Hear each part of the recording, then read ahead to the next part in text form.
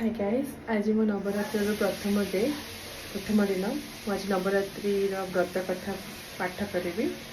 Hope आपण को भल लगे। एबे स्टार्ट कर।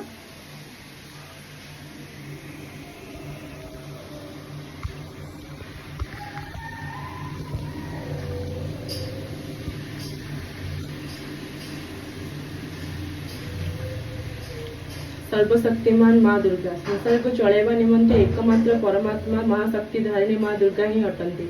देवतांकर रचना पालना एवं संहार निमंते जो शक्ति अच्छी ताहा माँ दुर्गांकर शक्तिर स्वरूप अटे। माँकर शक्ति बिना कौन देवता संपूर्ण हो पारती नहीं। जगत माता नाम अनेक अच्छी किंतु माँकर 9 गोटी स्वरूप प्रधान अटे। माँकर 9 गोटी स्वरूप को नवरात्रि पूजा कर ब्रह्मा द्वारा रचना होती एवं विष्णु द्वारा पालन एवं शिव द्वारा संहार शक्ति द्वारा कर शाश्वत अखंड नित्य एवं निराकार शक्ति। महाभगवती दुर्गांकर महिमा केवल गोटे ग्रंथ मध्य सीमित रही नहीं। यह अनेक ग्रंथर महिमा कथार वर्णना कर शिव अनुसार आद्य शक्ति जगदम्बा ही सारा ब्रह्मांडर अधीश्वरी अटंती।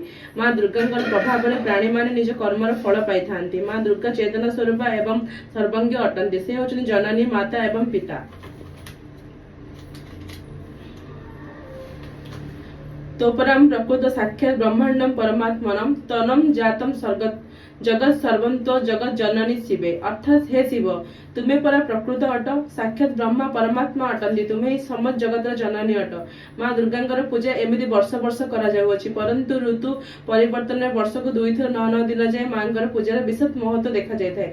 यही पुण्य अवसर को नवरात्र कहुए। ग्रीष्म ऋतु तथा शरद ऋतु आगमन नवरात्र आश्विन मसरे होता है एवं शरद ऋतुर शेष ग्रीष्म ऋतुर आगमन सूचना नवरात्र चैत्र मासर पालन होता है। माँ दुर्गांकर व्रत पूजा एवं महिमा गानर प्राचीन काल विशेष महत्व रही। विशेषकर कलिजुग नवरात्र समय मार्कंडेय पुराणर गोटे अंश दुर्गा सप्तशती पाठर विशेष महत्व रही कि माता समस्त नवरूपर महिमा गान कर पाठ कले समस्त फल प्राप्ति होता है। यह पाठ करने द्वारा मनुष्य प्राणी मोहमाया जाल बाहरी माँ परम धाम प्राप्ति होता।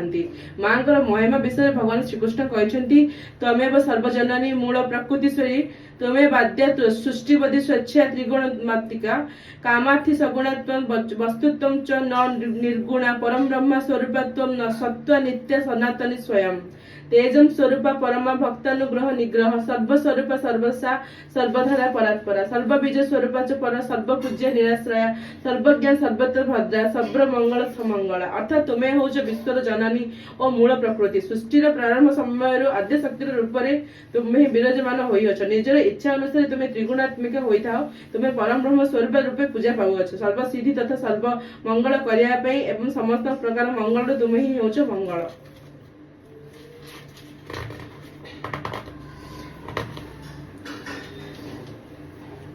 माँ दुर्गा परिचय एटा मु सेकेंड दिन में पाठ करी।